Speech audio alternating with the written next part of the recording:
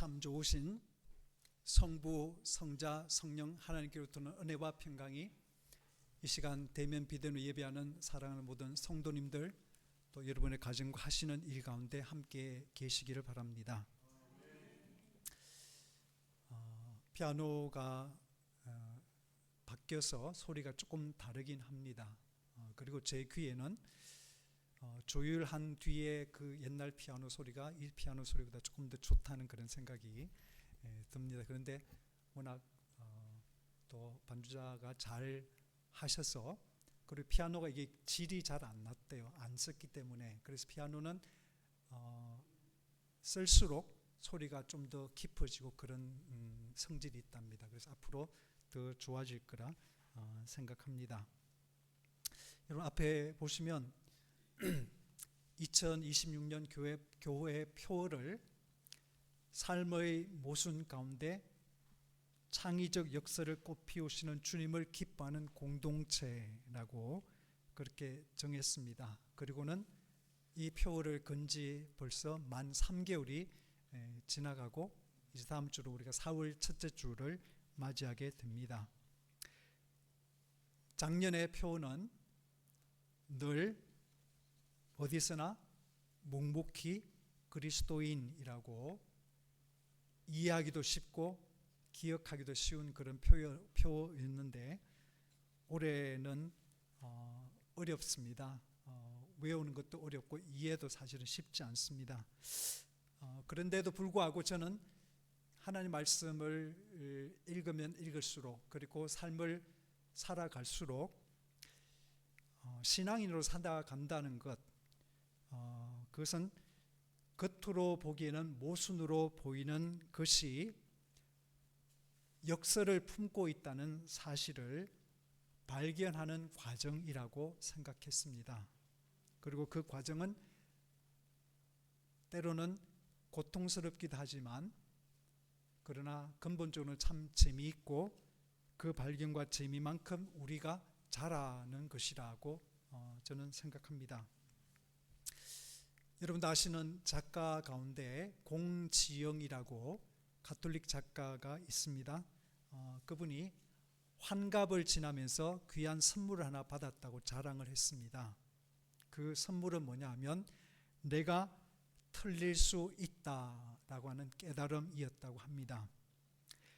나름 그분은 많은 어려움을 겪었고 시행착오도 겪어서 인생에 대해서 그 많은 과정을 통해서 철이 들었고 그리고 드디어 그 철든 입장에서 글을 쓰니까 꽤 많은 독자들에게 위로가 되고 힘이 되는 그런 말을 할 수 있을 만큼 성숙한 그런 작가의 반열에 오른 뒤에서야 내가 틀릴 수도 있구나 라는 사실을 깨닫기 시작했다는 것입니다. 공자는 사람이 40이 되면 더는 세상에 휘둘리지 않고 중심을 지키는 불혹의 경지에 이른다고 말을 했고요. 50이 되면 하늘이 부여한 나만의 사명을 알고 세상 돌아가는 이치를 깨닫는 지천명의 지경에 이른다고 그렇게 이야기를 했지요. 그런데 공지영 작가의 경우에는 불혹과 지천명의 그 경지를 지나서 이제는 귀가 순해져서 어떤 말을 들어도 이해하고 수용하는 소위 말하는 이순의 단계에 이를 그 시기에 아직 모르겠다. 내가 잘못 알고 살아왔구나 라는 생각을 문득 하게 되었다는 이야기를 저는 눈여겨봤습니다. 그리고 저는 개인적으로 내가 잘못될 수 있다고 하는 그 사실을 60에 뿐만 아니라 70이 되어서도 또는 100살이 되어서라도 그것을 깨우치고 인정할 수 있다면 그 삶은 성장을 멈추지 않는 삶이고 헛되지 않는 삶이라고 생각합니다. 그리고 오늘 복음서 본문은 그 사실을 우리에게 가르쳐 주는 그런 말씀이라고 여겨집니다. 본문의 예수님께서는 당신의 십자가의 죽으심이 5일 정도밖에 남지 않았음을 알고 계시는 상태였습니다. 그런데 그때는 예루살렘에 수많은 사람들이 유월절을 지키기 위해서 원근 각처에서 수많은 사람들이 모여드는 그런 명절이었고, 그 명절에 예루살렘을 방문한 사람들 가운데에는 유대인만 있는 것이 아니라 헬라 사람들도 있었습니다. 이방 사람들, 그 헬라 사람들이 예수님에 대한 그런 소문을 듣고 와서는 예수님을 뵙고 싶다고 그렇게 제자들에게 청했죠. 그 이야기를 들으신 예수님께서는 인자가 영광을 얻을 때가 왔도다라고 하십니다. 겉으로 그 말씀을 우리가 들으면, 이제 드디어 우리 예수님이 예루살렘에서 유대인뿐만 아니라 이방인 사이에도 정체가 드러나고 왕이 되신다는 그런 말씀이구나 라고 받을 수 있습니다. 그런데 예수님은 이어서 이렇게 말씀하시죠. 내가 진실로 진실로 너에게 이르노니 한 알의 밀이 땅에 떨어져 죽지 아니하면 한 알 그대로 있고 죽으면 많은 열매를 맺느니라. 여러분, 영광이 죽음과 맞닿아 있습니다. 또 32절을 보시면 내가 땅에서 들리면 모든 사람을 내게로 이끌겠노라고 하십니다. 그래서 그때 들리다라는 그 동사는 높아지다, 존귀해지다라는 그런 뜻입니다. 그래서 이 말씀도 겉으로 보기에는 드디어 온 세상이 예수님의 존귀하심을 알아보고 그 존귀하신 예수님 중심으로 모여들겠구나 라는 생각을 할 텐데, 그럴까봐 이 복음서를 우리에게 기록해 준 요한은 이렇게 풀이를 하고 있습니다. 이렇게 말씀하시면 33절에 자기가 어떠한 죽음으로 죽을 것을 보이심이로라. 다시 말씀드려서 땅에서 들려서 존귀하게 되신다는 말씀은 거꾸로 십자가의 지난한 수치와 치욕을 안고 죽으신다는 뜻이고요, 예수님의 영광과 높아지심은 반대로 불명예와 고통 가운데 낮아지심이고 죽음이라는 그런 말씀입니다. 그래서 우리는 이렇게 물어봐야 됩니다. 그러면 도대체 우리를 그런 주님께로 이끈다는 것이 무슨 뜻일까? 우리 최연하 권사님이 참 좋아하는 목사님 가운데 김동호 목사님, 새벽마다 그 새벽 짧은 그 설교 영상을 날마다 기막힌 새벽이라서 날기새라는 그 프로그램을 유튜브에 올리는 그런 은퇴 목사님이 계시는데요.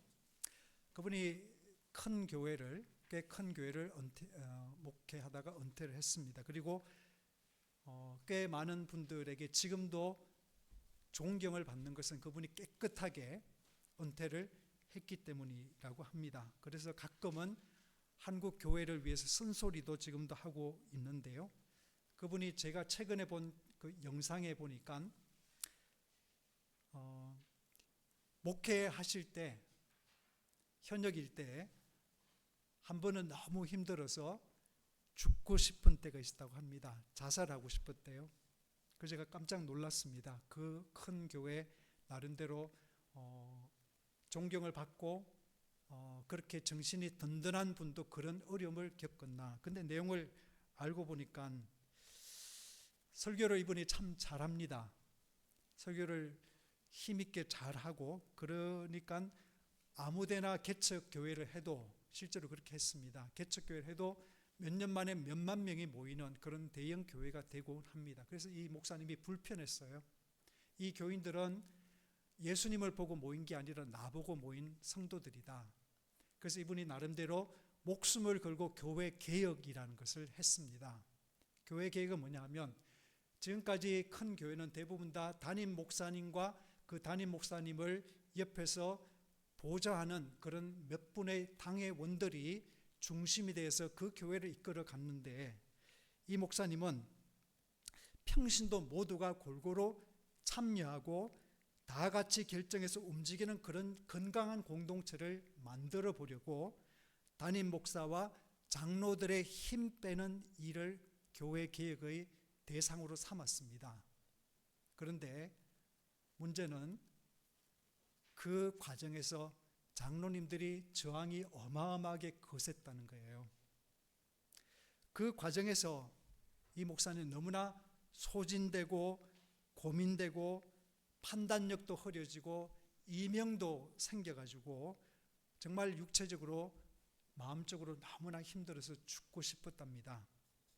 그러다가 어느 날 나무 십자가가 집에 있었나 봐요. 나무 십자가를 지나가다가 보는데 그 앞에 멈췄습니다. 그 십자가를 바라보는데 십자가 위에서 주님이 자신에게, 이 목사님에게 이렇게 말씀을 건네시는 것처럼 느껴졌답니다. 그분이 뭐라고 들었는가 하면, 김 목사, 나 너 그렇게 죽는 꼴 못 봐. 너 살리자고 내가 여기서 죽었는데 너 죽는 꼴을 어떻게 보아? 내가 죽고 네가 살아야지 너 죽고 내가 어떻게 살아? 라는 마음의 어떤 소리를 들었답니다. 김 목사님은 그날 그 깨달음 뒤에 못난 생각을 접었다고 그렇게 영상에서 간증을 합니다. 어제 아침에 저도 아침을 먹고 CCM, 그러니까 그 복음성가를 이제 배경음악을 틀어놓고 커피를 한 잔 마시고 있었는데요. 근데 낯선 그 찬양이에요. 근데 갑자기 그 찬양 가사 중에 하나가 제 속에 쑥 들어온 게 있었습니다. 이런 내용이 정확하지 않는데 이런 내용입니다. 주님은 십자가 지고 그 길 가셨네. 그 길에서 나를 생각하셨네. 라는 그 대목이 제 마음에 쑥 들어왔습니다. 여러분은 믿습니까? 예수님이 십자가 지고 골고다 언덕, 고난의 그 길 비아 돌로로사를 한 걸음 한 걸음 가시다가 우리를 생각하셨다는 걸 여러분 믿으십니까? 물론 아멘입니다. 근데 여러분, 저는 솔직히 딴 생각이 들더라고요. 예수님이 그 많은 채찍을 맞으신 뒤에 그 무거운 십자가를 지고 비아 돌로로사를 한 걸음 한 걸음 가시다가 나를 생각하시고는 힘을 내셨을까? 아니면 맥이 탁 풀리셨을까?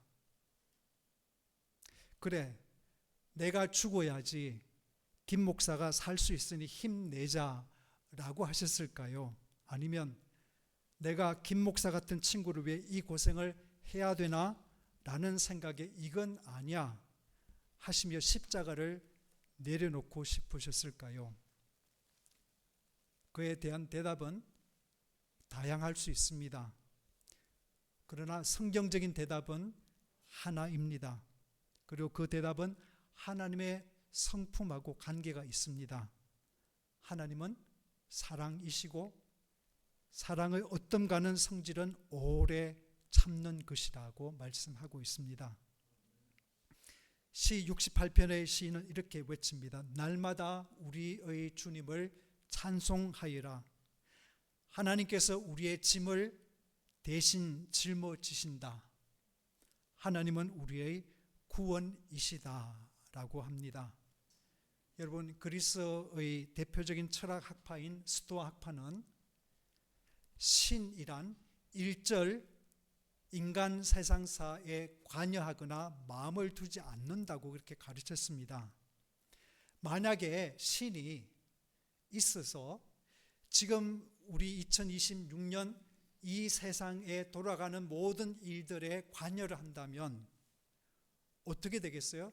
중동에서 두 군데에서 전쟁이 일어나고 있고 러시아가 몇 년 동안 우크라이나와 전쟁을 벌이고 있고 이 세상에는 지금도 수많은 비극과 사고와 아픔이 일어나고 있는데, 그런데 신이 그 모든 인간의 삶 속에 관여하고 그거를 다 참견하고 그거를 다 안다면 신이 누리는 고요함과 평온함이 도대체 있을 수가 있겠느냐? 그러면 신일 수 없다. 그래서 신은 전혀 관여하지 않는다라고 그렇게 가르쳤습니다. 그런데 히브리인들은 성경의 사람들은 하나님이 하나님이신 것이 어그러지고 못난 인간을 구원하시는 분이기 때문이라고 고백합니다. 그러기 위해서 하나님은 인간의 짐을 날마다 대신 짊어진다고 고백합니다. 김동호 목사님이 그리고 수많은 이 세상의 사람들이 매일 고군분투하면서 살지만은 그러나 때로는 그 모든 수고가 좋은 결과를 낳지 못하고 때로는 삶이 우리에게 돌직구를 던질 때도 있고 우리에게 절망의 늪으로 밀어넣을 때도 있지만 그러나 그런 상황에서 때로는 죽고 싶더라도 삶을 끝내고 싶은 그런 마음이 들더라도 그러나 그 다음날 우리가 일어날 수 있는 것은 하나님께서 함께 하시기 때문이라는 것입니다. 하나님이 십자가의 예수님 안에서 인간을 위로하고 격려하시기를 너 살리자고 내가 여기서 죽었다라고 말씀하시면서 우리를 세워주시기 때문에 그래서 인간이 다시 일어나서 갈 수 있다는 것입니다. 그래서 어떤 분은 이렇게 말했습니다. 복음은 정말 기쁜 소식이다. 그래서 우주의 본질은 찡그림이 아니라 미소다. 하나님은 사랑이시기 때문이다 라고 말했습니다. 여러분, 예수님의 영광은 그동안의 고생과 고난을 이제는 졸업하시고 혼자서만 고요와 평화를 누릴 수 있는 하늘 높은 곳에 은퇴하시는 것이 아닙니다. 주님이 높아지심은 그동안의 수치와 가난과 비천함을 이제 뒤로 하시고 아무도 감히 범접할 수 없는 그런 좋은 상태로 들어가심이 아니에요. 살아계신 주님은 지금도 사랑하고 계시고 지금도 구원하고 계시고 지금도 인간의 짐을 지고 계시기 때문에 그분은 우리의 하나님이시고 우리의 구원자이시고 우리의 중보자이시고 우리의 대제사장이 되시는 겁니다. 그래서 우리 예수님은 우리의 연약함을 동정하시는 분이라고 말씀하시는 것은 우리가 아프면 주님도 아프시고 우리가 기쁘면 주님도 기쁘시고 우리가 절망하면 예수님께서도 그 절망 속에서 우리를 안타깝게 여기시는 그런 분이시기 때문에 우리가 외로우면 주님께서 우리 곁에 계시는 그런 분이기 때문에 그분을 우리가 주님이라고 대제사장이라고 형님같이 고백하는 것입니다.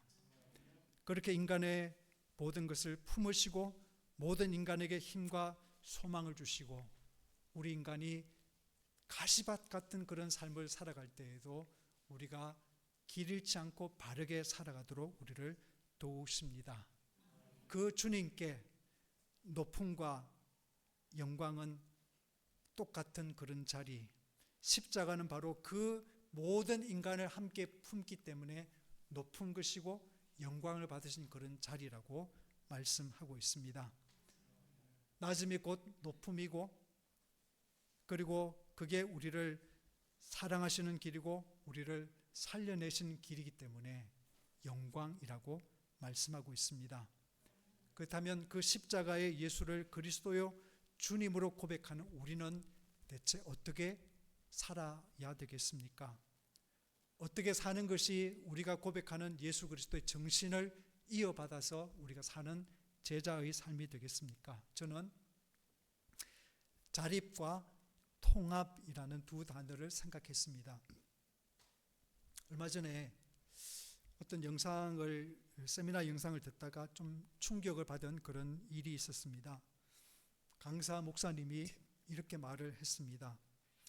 한국 교회에는 두 교회가 있는데 그 두 교회는 자립교회와 미자립교회가 아니라 자립 목사와 미자립 목사가 있다라는 이야기를 했습니다.